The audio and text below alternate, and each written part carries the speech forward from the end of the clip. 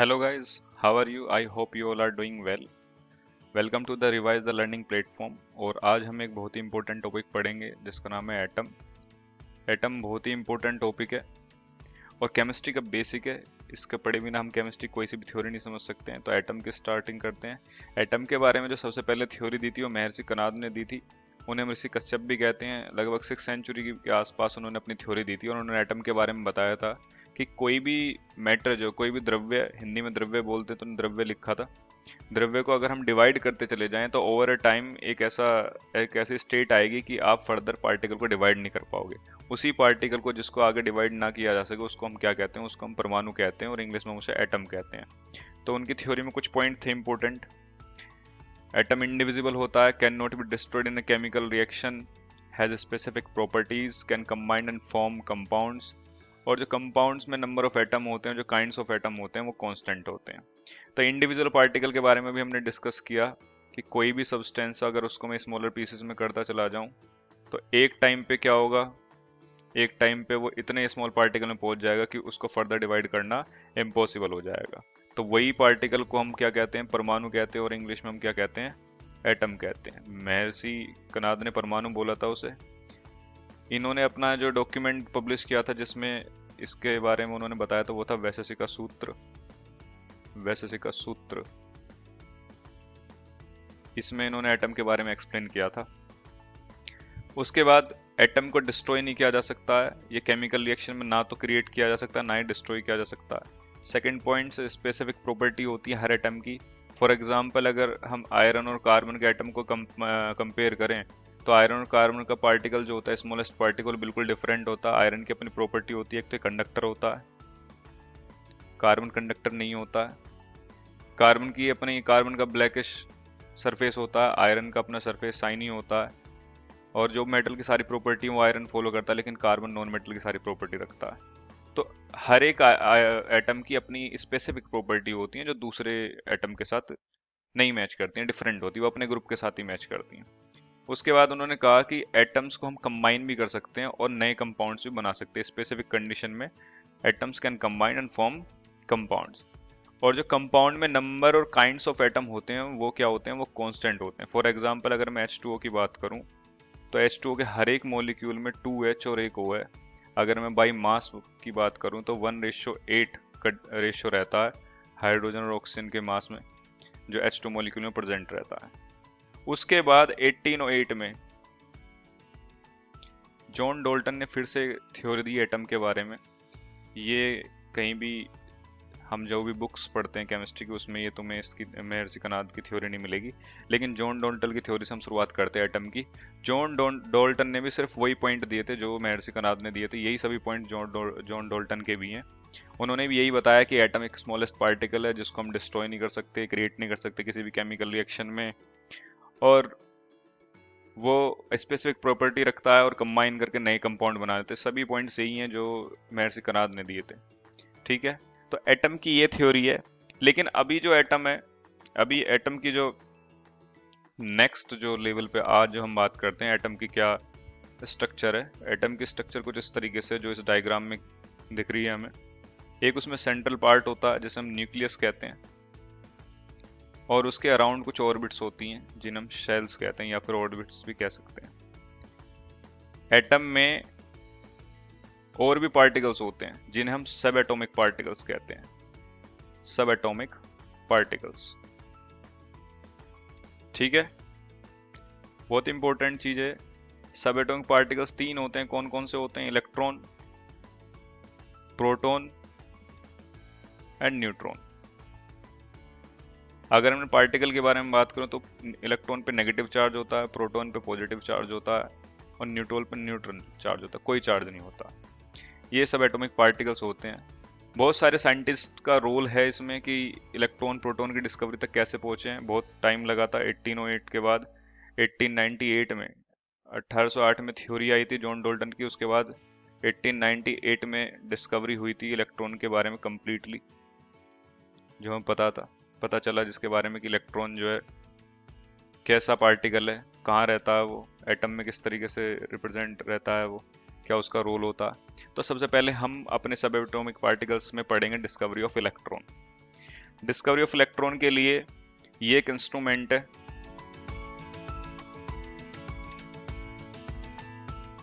ये एक glass tube है, इसमें यहाँ एक ग्लास की ट्यूब है एक, और इसमें दो इलेक्ट्रोड्स को इंस्टॉल किया गया है, एक ये कैथोड और एक एनोड। ये मेटल के स्ट्रिप्स हैं। ये एक ग्लास ट्यूब है और हाई वोल्टेज पर रखा गया कैथोड और एनोड को, और इसके अंदर वैक्यूम क्रिएट किया गया है। ठीक है। इस इंस्ट्रूमेंट को बनाने के लिए गिजलर और प्लकर, ये दो साइंटिस्ट थे, ये जर्मन साइंटिस्ट थे। गिजलर एक एयर ब्लोअर थे, जो एयर ब्लो करके, ग्लास ब्लोअर थे जो एयर ब्लो करके ग्लास में ये ऐसे इंस्ट्रूमेंट बनाते थे। ठीक है। तो उन्होंने एक ट्यूब डिजाइन की जिसमें कैथोड और एनोड रखा था, इस तरीके से दो स्ट्रिप्स लगाई उन्होंने, और उसमें क्या था, ट्यूब में वैक्यूम क्रिएटेड था। ठीक है। उसके बाद जब उन्होंने हाई वोल्टेज और लो प्रेशर पे इसको देखा तो उन्होंने ऑब्जर्व किया कि इस इंस्ट्रूमेंट में यहाँ पे पीछे ग्रीन डॉट्स आ जाते हैं। उसके बाद ये इसको आगे फर्दर साइंटिस्ट ने थोड़ा मॉडिफाई किया, एनोड को परफोरेटेड बनाया। एनोड को कैसे बनाया? परफोरेटेड। परफोरेटेड मीन्स इसमें बीच में यहाँ पे छोटे छोटे होल्स कर दी। ठीक है। फिर जो ये यहाँ पे जो भी पार्टिकल जिसकी वजह से हीटिंग हो रही थी, ये इसको देखा गया तो ये यहाँ पे एक शेप रखी गई, कोई भी एक शेप हम रख सकते हैं यहाँ पे, ये नोटिस करने के लिए कि यहाँ से जो भी चीज आ रही है, जो भी रेज आ रही हैं, वो कैसे ट्रेवल कर रही हैं, वो जिगजैग मोशन में है, स्ट्रेट लाइन में, या कैसे ट्रेवल कर रही हैं। तो जब ये ऐसी शेप रखी तो बिल्कुल इसी शेप का यहाँ पे प्रिंट पीछे इस ग्लास के पीछे सरफेस पे सेम ही प्रिंट आ गया। ये तभी हो सकता है अगर रेज स्ट्रेट लाइन में चल रही हो, अगर स्ट्रेट लाइन में होंगी रेज तभी ऐसा होगा। आपने देखा होगा जो बहुत बड़े फंक्शंस होते हैं, अवार्ड फंक्शन होते हैं, उसमें एक पैरेलल लाइट होती है जो फोकस करने के लिए यूज की जाती है। अगर वहां पे कोई भी उसके अंदर एक पर्सन है तो उसकी केवल उतनी शैडो पीछे बनती है जितना उसका खुद का साइज है। तो जब रेज पैरेलल होती हैं, जब स्ट्रेट लाइन में ट्रेवल करती हैं, तब ये ऐसा होता है। ये रेज क्योंकि कैथोड रेज से चली थी तो इन रेज को हमने क्या कहा? Cathode rays.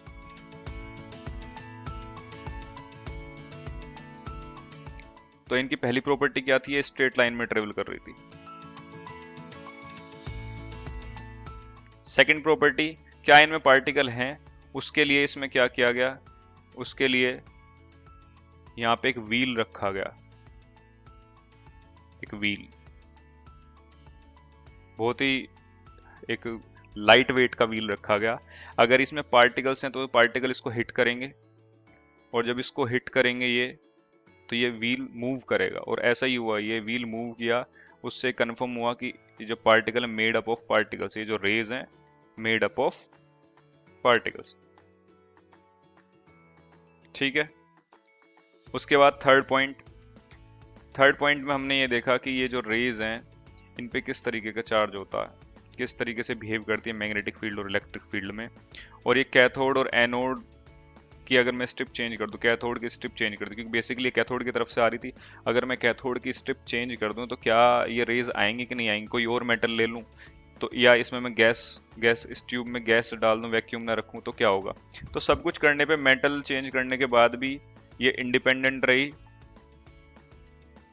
Independent from the substance of cathode and gas present in tube। ठीक है। ठीक है।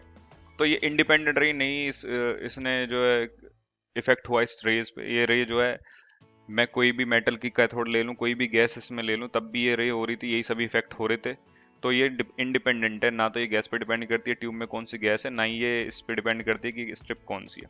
उसके बाद क्या हुआ? उसके बाद इसमें मैग्नेटिक फील्ड, यहाँ पे मैग्नेटिक फील्ड N और S, और इसी तरीके से इलेक्ट्रिक फील्ड लगा के इसको ऑब्जर्व किया गया कि इसका कैसा बिहेवियर है। तो मैग्नेटिक फील्ड में ये अपने पाथ से डिफ्लेक्ट होती थी, ये अपने पाथ से डिफ्लेक्ट होके किसी और डायरेक्शन में चली जाती। हमें पता है जब भी किसी मैग्नेटिक फील्ड में कोई चार्ज पार्टिकल जाएगा तो वो क्या हो जाएगा? वो सर्कुलर पाथ पर ट्रेवल करेगा।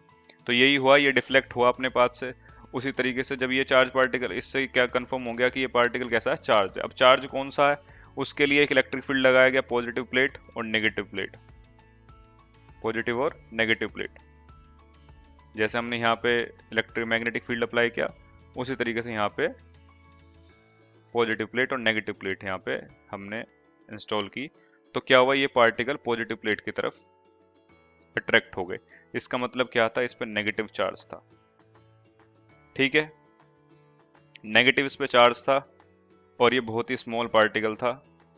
इन पार्टिकल को फिर नेम दिया गया इलेक्ट्रॉन, क्योंकि ये इलेक्ट्रिसिटी के लिए रिस्पॉन्सिबल है, यहाँ से यहाँ तक ट्रेवल कर रहा है तो इलेक्ट्रिसिटी कंडक्ट हो रही है, तो इलेक्ट्रिसिटी से रिलेटेड है, इस वजह से इसका नाम रख दिया इलेक्ट्रॉन। और कैसे चार्ज है इस पे, नेगेटिव चार्ज। ठीक है, उसके बाद जे थॉमसन आए। जे थॉमसन ने इसको स्टडी किया फर्दर। जे थॉमसन ने क्या किया, जे थॉमसन ने चार्ज अपॉन मास का रेशियो कैलकुलेट किया। इसका चार्ज अपॉन मास का रेशियो कैसे कैलकुलेट किया, उन्होंने एक इंस्ट्रूमेंट यूज किया। वो इंस्ट्रूमेंट था ये, इस तरीके से उन्होंने इंस्टॉल किया। उन्होंने एक कैथोड बनाई, एक एनोड बनाई, और कैथोड और एनोड बनाने के बाद उन्होंने उससे जो रे आ रही थी उसको इलेक्ट्रिक और मैग्नेटिक फील्ड दोनों से पास कराया। इलेक्ट्रिक फील्ड और मैग्नेटिक फील्ड एक दूसरे के परपेंडिकुलर उन्होंने रखे। उन्होंने देखा कि जब इलेक्ट्रिक फील्ड और मैग्नेटिक फील्ड नहीं होते हैं तो जो पार्टिकल वो स्ट्रेट यहाँ पे हिट करता बी पॉइंट पे। ठीक है, जब मैग्नेटिक फील्ड उन्होंने लगाया, केवल मैग्नेटिक फील्ड इंस्टॉल किया, अप्लाई किया, तो वो चार्ज पार्टिकल कहाँ चला गया, ए पे। इसी तरीके से जब केवल इलेक्ट्रिक फील्ड किया तो चार्ज पार्टिकल कहाँ आ गया, सी पे। फिर उन्होंने सोचा कि अगर मैं यहाँ पे बैलेंस्ड करके इलेक्ट्रिक फील्ड और मैग्नेटिक फील्ड को अगर मैं बैलेंस्ड वे में करूं तो मैं पार्टिकल को वापस से उसकी पोजीशन बी पर लेकर आ सकता हूं। ये करके इन्होंने E अपॉन M रेशियो निकाला, कैलकुलेट किया, जिसकी वैल्यू थी 1.75 इंटू 10⁻11 कूलाम पर किलोग्राम।